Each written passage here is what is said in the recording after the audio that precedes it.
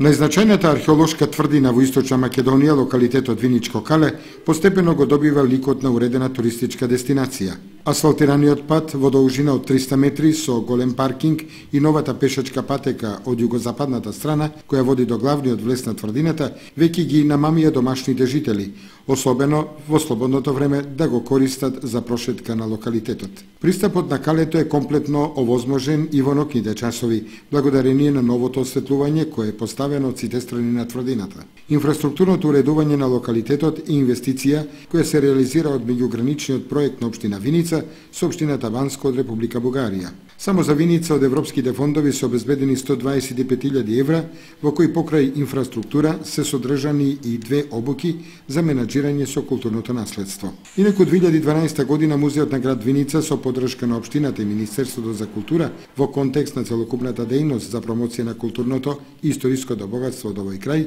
ја издаде и книгата Виничката мистерија, која важи за еден од досега најрепрезентативните научни трудови за виничките теракотни икони.